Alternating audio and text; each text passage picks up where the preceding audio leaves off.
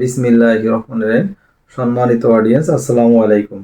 আমরা মাঝে মধ্যে ছোট্ট একটা কোশ্চেনের সম্মুখীন হই যে ভিডিএস জিনিসটা কি এবং ভিডিএস অথরিটি কারা এবং ভিডিএস অথরিটির আসলে বাড়তি কোনো কাজ বা দায়িত্ব আছে কিনা। আমি সেই বিষয়টাই আলোচনা করার জন্য আপনাদের সামনে উপস্থিত হয়েছি। প্রথম হচ্ছে ভিডিএস এর ফুল মিনিং হচ্ছে ভ্যাট ডিডাকশন অ্যাট সোর্স। আর এই ভিডিএস অথরিটি কারা, এটা ভিএটি অ্যাক্টের আপনার সেকশন 2-এর সাবসেকশন 21-এ স্পষ্টভাবে বলা আছে যে এই ব্যক্তি বা প্রতিষ্ঠানগুলো ভিডিএস অথরিটি। আমি সেই বিষয়টা একটু বুঝিয়ে বলছি।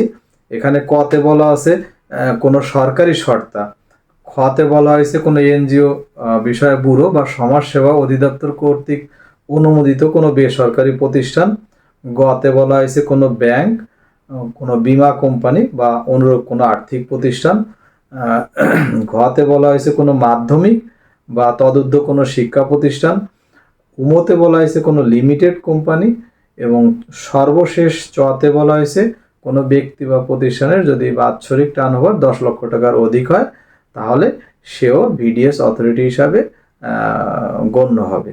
তাহলে এই যে বিষয়গুলো আমি উল্লেখ করলাম ক থেকে চ পর্যন্ত, এরাই হচ্ছে ভিএটি অ্যাক্টের ভিডিএস অথরিটি বা বাংলায় বলা হচ্ছে উৎসে কর কর্তনকারী সত্তা।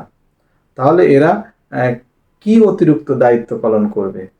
এদেরকে আইনে কিছু অতিরিক্ত দায়িত্ব দেওয়া হয়েছে বলেই আমার কাছে মনে হয়েছে। সেটা হচ্ছে এরা যখন একটা পণ্য বা সেবা পারচেজ করে তখন বিক্রেতা পণ্য বা সেবার সাথে একটা মূসক 6.3ও সরবরাহ করে। কিছু কিছু ক্ষেত্রে এই ভিডিএস অথরিটি এরা এই 6.3-এর মধ্যে যে ভ্যাটটা উল্লেখ আছে সেই ভ্যাটটা পরিশোধ না করে বাকি টাকাটা বিক্রেতাকে পরিশোধ করবে। আর ভ্যাট বাবদ যে টাকাটা ভিডিএস অথরিটি কেটে রাখলো সেই টাকাটা পরবর্তীতে সরকারি কোষাগারে জমা দিবে।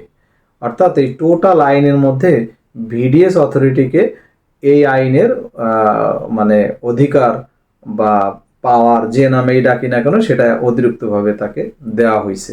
আশা করি আপনারা বিষয়টা বুঝতে পারছেন। যদি আপনাদের ভিডিওটা ভালো লেগে থাকে তাহলে ভিডিওটা শেয়ার করুন এবং আমার YouTube channel basic law with Mirza এই চ্যানেলকে সাবস্ক্রাইব করুন। সবাই ভালো থাকুন। আসসালামু আলাইকুম।